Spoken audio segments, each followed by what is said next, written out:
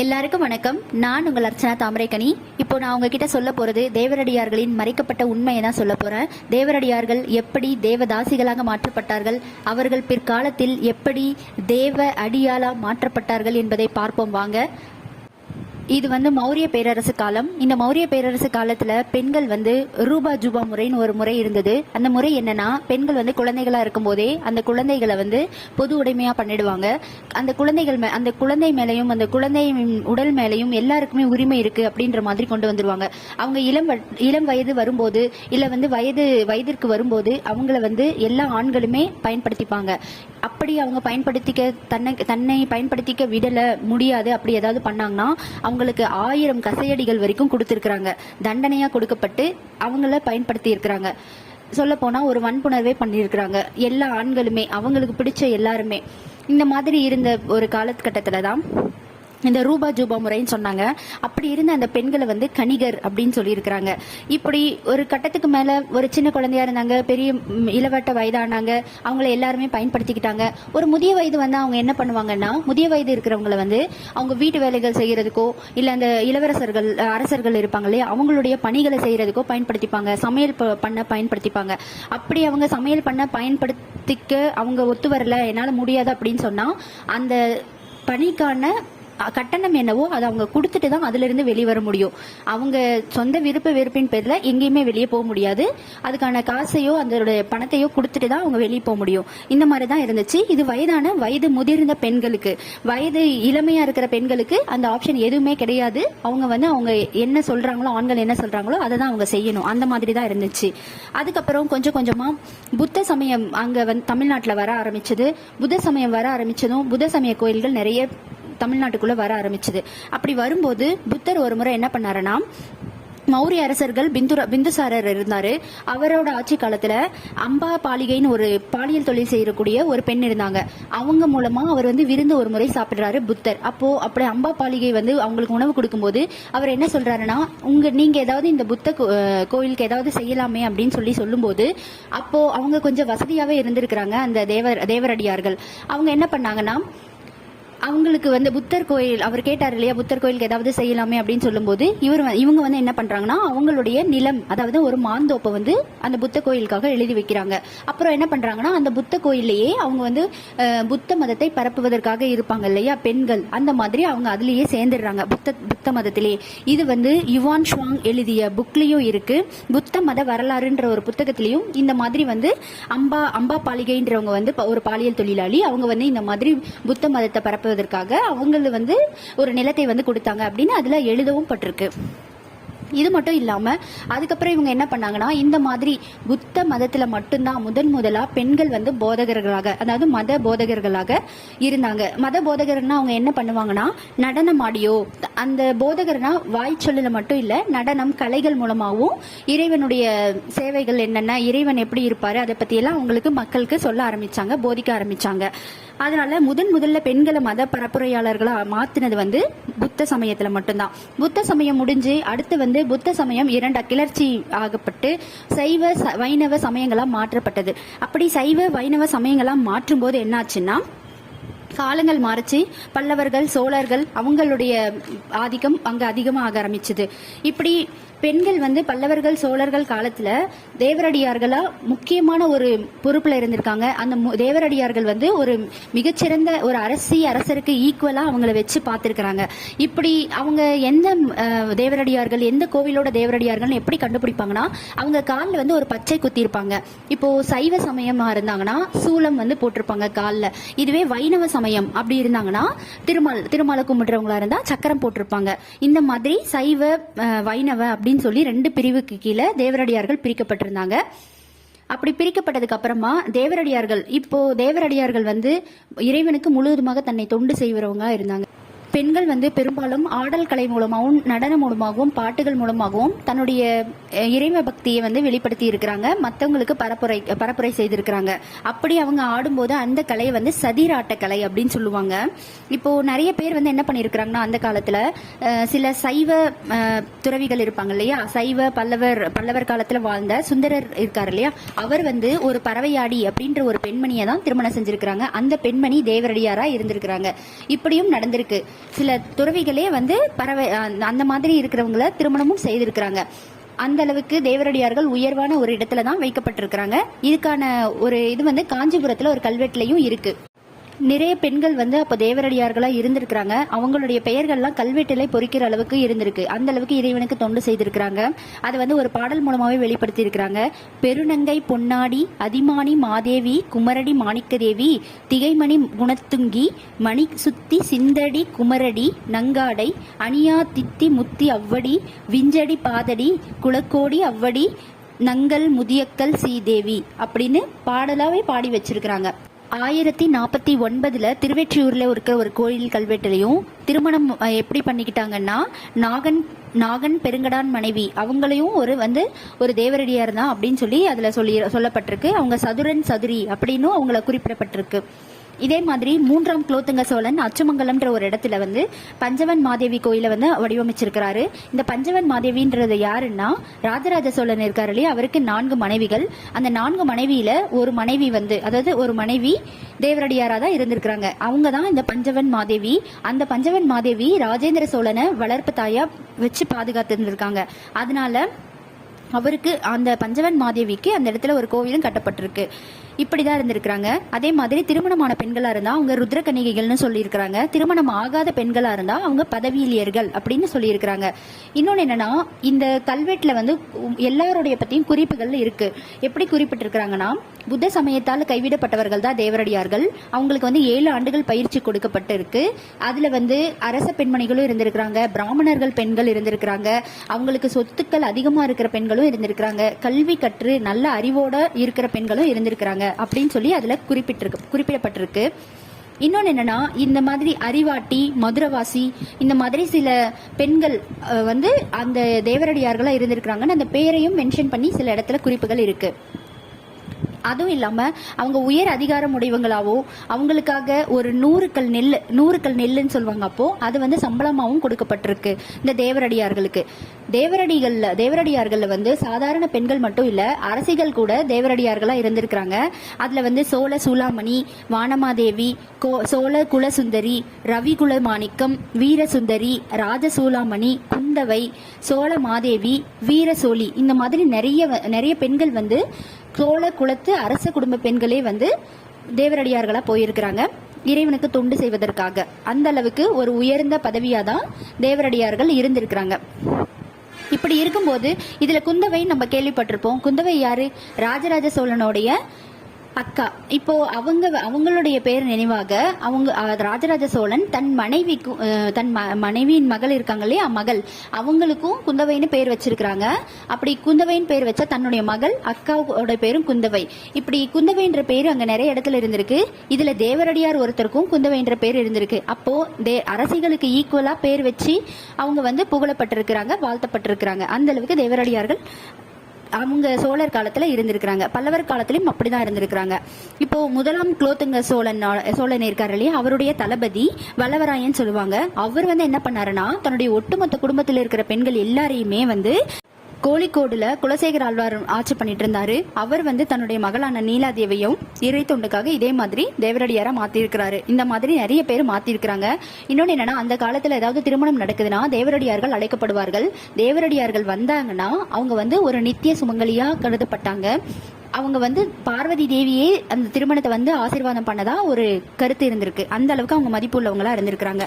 இதை வந்து விண்ணமங்கலத்துல ஒரு முறை என்னாச்சுன்னா, விண்ணமங்கலத்துல ஏரியால நிலங்கள் எல்லாம் வந்து சூழப்பட்டு தண்ணி ஆயிடுச்சு, நிலங்கள் எல்லாம் பாதிக்கப்பட்டுருச்சு. அங்கிருந்த மக்களுக்கு மங்கையர்க்கரசி, எண்ணாயிரம் பிள்ளை அப்படின்ற 2 தேவரடியார்கள் வந்து உதவியும் பண்ணியிருக்கிறாங்க. அவங்களுக்கு தேவையான நிலம் கொடுக்கறது, அவங்களுக்கு தேவையான வசதிகள் செஞ்சு தரது, இந்த அளவுக்கு அவங்க வந்து இறங்கி ஹெல்ப்பும் பண்ணியிருக்கிறாங்க. அந்த அளவுக்கு அவங்க ஒரு செல்வ செழிப்போட தான் இருந்திருக்கிறாங்க தேவரடியார்கள் ஏதாவது இறந்துட்டாங்கன்னா, இன்கேஸ் அவங்களுக்கு ஏதாவது ஆயிடுச்சுன்னா அவங்களுக்கு எப்படிப்பட்ட மரியாதை கிடைக்கும்னா, அவங்கள வந்து நல்ல அலங்காரம் பண்ணிடுவாங்க.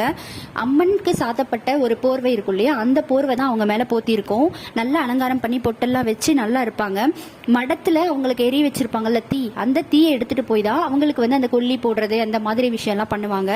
அதே மாதிரி கோவில்ல வந்து 3 வேளையுமே அன்னைக்கு பூஜை எதுவுமே நடக்காது. இந்த அளவுக்கு ஒரு கடவுளுக்கு தொண்டு செய்யறவங்க கடவுளுக்கு ஈக்குவலாவே வச்சு தேவதாசிகள்ல வந்து நிறைய குரூப் இருந்திருக்கிறாங்க. இந்திய பெண்கள்லயே வந்து தேவதாசி, மாதங்கி, நாயகி, மாத்தம்மா, பசவி, சூலிமகே, ஜோகினி, ஆடல் கணிகை, ருத்ர கணிகை, தலிச்சேரி பெண்டீர், இந்த மாதிரி பல பெயர்களால அவங்க பல்வேறு காலத்துல இருந்திருக்கிறாங்க. ஒரு காலத்துல மதிப்பு மிக்கவர்களாக இவங்க இருந்திருக்கிறாங்க. சங்க இலக்கியங்கள்ல பிரத்தையர்கள்ன்ற ஒரு பெண்கள் குரூப் இருந்திருக்கு. அவங்க வந்து எப்படிப்பட்டவங்கன்னா, திருமணம் ஆகாத பல ஆண்களுடன், அவங்க திருமணம் பண்ணிக்க மாட்டாங்க, பல ஆண்களுடன் தொடர்புல இருப்பாங்க. அவங்களுக்கு பிடிச்சவங்களோட இருப்பாங்க, இல்லைன்னா அவங்க பிரிஞ்சு போயிடுவாங்க. இப்ப நம்ம சொல்றோம் லிவிங் டுகெதர்னு, ஆனா அப்பவே அந்த மாதிரி சங்க இலக்கிய டைம்லயே இந்த மாதிரி இருந்திருக்கிறாங்க. அது வந்து பெண்களுடைய தனிப்பட்ட விருப்பம்னு அவங்கள தனியாவும் விட்டுருக்கிறாங்க.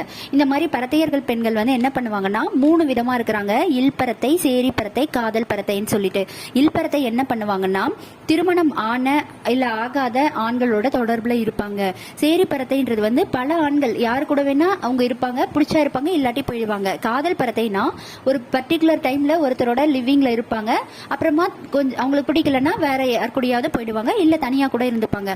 இந்த மாதிரி 3 விதமான பரத்தையர்கள் அப்பவே இருந்திருக்கிறாங்க சங்க இலக்கிய காலத்திலேயே. அப்புறம் இதை வந்து தொல்காப்பியத்துல இந்த பரத்தையர்கள் பத்தி 9 முறை சில இடத்துல வந்து குறிப்புகளும் இருக்கு. இப்போ ஒரு சிலர் வந்து என்ன பண்ணுவாங்கன்னா, தலைவி இருப்பாங்க, தலைவன் தலைவி சொல்லுவோம் இல்லையா, அதாவது அரசன் அரசி, இல்ல வந்து இப்போ நம்ம சொல்ற மாதிரி ஒரு குடும்பத்துல வந்து ஒரு ஆண் பெண் அப்படி சொல்றோம்னா, இப்ப தலைவி எங்க இருக்காங்களோ அதுக்கு பக்கத்து வீட்லயே கூட இந்த பரத்தையர்களை வச்சு சில ஆண்கள் வந்து வச்சுட்டு இருந்திருக்கிறாங்க. அதையும் வந்து சில குறிப்புல சொல்லி இருக்கிறாங்க. அதை வந்து இன்னும் என்ன சொல்லுவாங்கன்னா, கொஞ்சம் தூரம் இப்ப பரத்தையர்கள் வந்து பக்கத்திலே தன்னுடைய வீட்டுக்கு பக்கத்திலே வச்சும் இருந்திருக்கிறாங்க.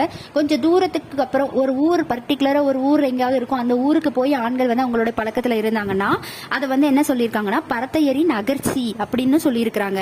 இப்போ பரத்தையர்கள் வந்து ஒரு இந்திர விழான்னு ஒரு விழா நடத்துவாங்க.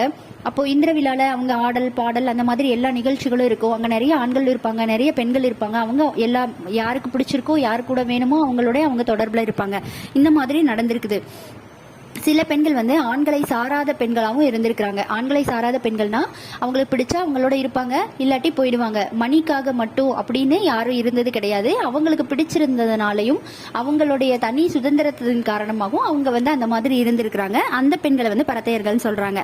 ஆனா இன்றளவும் கர்நாடக மாநிலத்துல இந்த பரத்தையர்கள் இது இருக்கு.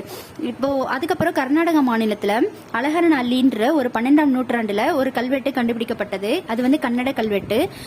அப்போதான் விஜயநகர பேரரசு தலை தூக்க ஆரம்பிச்சது. விஜயநகர பேரரசு வந்ததுக்கு அப்பதான் இந்த தேவரடியார்கள் வந்து முழுவதுமாக தேவதாசிகளாகவே மாற்றப்பட்டு விட்டார்கள். அப்படி என்ன ஆச்சுன்னா, கோயில்கள் எல்லாத்திலையும் அவங்களுக்கு முக்கிய முன்னுரிமை கொடுக்கப்பட்டிருந்ததா தேவரடியார்கள் சோழர் காலத்திலேயும் பல்லவர்கள் காலத்திலேயும். தமிழர்கள் காலம் முடிவுக்கு வந்தது, விஜயநகர பேரரசு உள்ள என்ட்ரானாங்க. அவங்க ஆனதுமே அங்க இருக்கிற பெண்கள் எல்லாத்தையும் வந்து ஒரு பாலியல் வன்புணர்வுக்கு, பாலியல் தொழிலுக்கு, தன்னுடைய இச்சைக்காக எல்லா ஆண்களுமே பெண்களை பயன்படுத்திக்க முடிவெடுத்துட்டாங்க. அப்படி இருக்கும்போது அந்த ஒரு பொண்ணுங்களா இருப்பாங்க இல்லையா, அப்படி இருக்கிற அந்த பெண்கள் எல்லாரையுமே வந்து பொட்டுக்கட்டுதல்ன்ற ஒரு முறை வச்சு அவங்க பூசாரி இருக்கிறவர் வந்து இறைவனுடைய தூதுவனா நினைச்சு அந்த பூசாரி வந்து அவங்களுக்கு வந்து மணந்துப்பாரு, திருமணம் பண்ணிப்பாரு. அதுக்கப்புறம் அந்த பெண் வந்து பொது உடைமையா எல்லாருடைய இதுலயும் இருப்பாங்க. அவங்களுக்கு யார் வேணுமோ, யாரு கூட இருக்கணுமோ, அந்த செல்வந்தர் யார சொல்றாரோ, அந்த அரசர் யார சொல்றாரோ அவங்கள வச்சிருப்பாங்க. இப்போ என்னன்னா, இந்த காலகட்டத்துல இந்த தேவரடியார்கள் முறை வந்து முழுவதுமா தேவதாசி முறையா மாற்றப்பட்டுடுச்சு. உனக்கு விருப்பம் இருக்கோ இல்லையோ, நீங்க இப்படிதான் இருக்கணும் அப்படின்ற மாதிரி அவங்கள ஃபுல்லாவே கட்டமைச்சு அவங்களுடைய புனிதத்தையே அப்படியே ஃபுல்லாவே மாத்தி தேவதாசிகளா அப்படி கொண்டு வந்துட்டாங்க.